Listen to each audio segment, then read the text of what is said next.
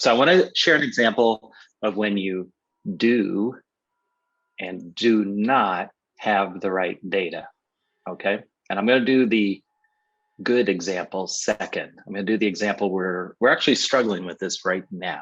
So a friend contacted me and said, I've got this map. I was like, what's it about?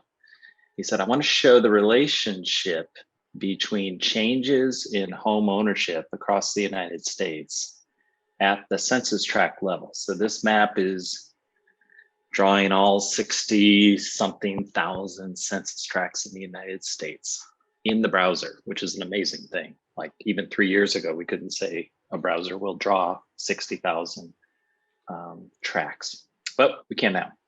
And so, oh, what are you interested in? And on the right, you'll see in the legend, interested in mapping the relationship between percent minority population in 2020 from Esri's demographics and the percent change in owner-occupied households from the year 2000 to 20 years later in 2020. Because we're interested in how have different communities been able or unable to change in terms of home ownership. Has it grown? Has it shrunk? What are the push-pull factors at work there? And so it's kind of interesting if you look at this map in various areas. Actually, I should probably just use the search tool. It's the easiest way to get around town, so to speak. So if I go to, I'm from St. Louis originally, so it's a place I know. And that's probably how we all ground truth our own applications, is we kind of look at it and say, well, am I familiar with this? So let me pop the legend open again. Let me turn this back on so I can remember where all these things are. If I see the legend, areas in purple have a minority population greater than 75%, and they also have a 25% loss in home ownership over those 25 years. So yeah, that's not a great pattern that I observe. I grew up in St. Louis. I can kind of articulate what I think is going on there. But can you kind of spot the problem here? So let me give a little hint. The percent minority population is one attribute, and then kind of focus on this second attribute. What's missing? Feel free to type in the chat, anyone. Oh, I can't see the chat, so you'll have to tell me. Yeah, I'm watching it. Okay, thanks. I mean, I have my own guess as to what's missing, but yeah, I grew nothing's up coming in here. But I'd be interested in the percent of change in minority or people of color, because you're looking at the percent change in home ownership. Yeah, you're on to it. There's a little bit of a mismatch. This is, pardon me, hold on. Okay, I'm all right. The top one is the percent minority population. It's not the entire population. And the bottom one is the percent change in the entire population's owner-occupied households. So the problem is, if you're gonna focus on one subgroup of population, both attributes really should focus on that if possible. And that was the first question I asked of the person who created this. I'm like, hey, can you go get the percent change in owner-occupied households for minorities 2000 to 2020? Because then we're doing kind of an apples to apples thing. This still is a useful map in a way, but this is a map of speculation at this point, because what I'm worried about is that the change in the second attribute, the percent change in owner-occupied households across all population, may mask what is actually going on for one particular population.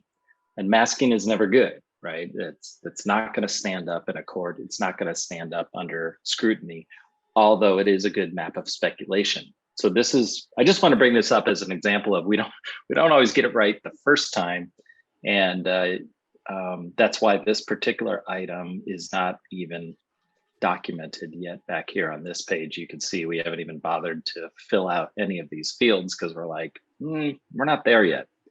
In contrast, here's a map from the Utah Department of Transportation I came across. The sources there. And when we look at this thing and open it up, we're kind of pretty close to the final result. In fact, I'll open it in the new map viewer so we can do some additional things there that are not available in the old map viewer. And that is, if we take a look at this layer and pull the safety index open, one thing I can do is look at the fields. So let's go up to configure fields. And we can kind of eyeball the field names. They have things like the average daily traffic, they have total crashes, total severe crashes, they have a crash rate, they have a severe crash rate, they have an average crash rate, they have an average severe crash rate, they have an actual versus average. They have a lot. But do you know what got me the most excited about this? Is this field here called safety index. And when I looked at that field and I looked at their documentation on the methodology, it turns out they are symbolizing this they're providing this safety index as a representation of their overall score. So a score of 10 means you have a problem. So I thought, okay, symbol wise, I'm going to, in effect, punish any road that has a score of 10. I'm going to punish you with a bright red color. And if you have a good score, I'm going to reward you with a green color. And then yellow is kind of in between, very much, I'll be honest, it's Department of Transportation, traffic signals, red, yellow, green. Okay, so that was part of the inspiration. And then when I saw that they had already done the work to calculate their own safety index, I thought, well, I wonder if they've ever seen their own data this way. And at first, I'll be honest, I made the map like this. Let's wait for it. I just mapped the roads. Every road is equally the same width. So you can't really tell a major thoroughfare from a side road, residential street from a 4-lane highway. They're all the same. And that's why I thought, might be to add a second attribute. The index is like any index. It's like a rate or a percent. It's normalized already. It has some degree of worth just because it has already compared all these streets to one another and said, look, this is the scale. I'm going to provide a standard of comparison for the consumer of this data, where 10 is bad, 5 is average, and 0 is great or good. And then I thought, well, I'm going to add the actual traffic volume, because what if this big major I-80 thoroughfare were in all green? Wouldn't that be amazing? Or what if it were in all red? Wouldn't that be terrifying? And then some people noticed, what do you notice about the reds, Diana? Their direction. They tend to be east-west more. Mm-hmm. I wonder if that's like a sunrise, sunset kind of factor, that it's just a little more difficult to see.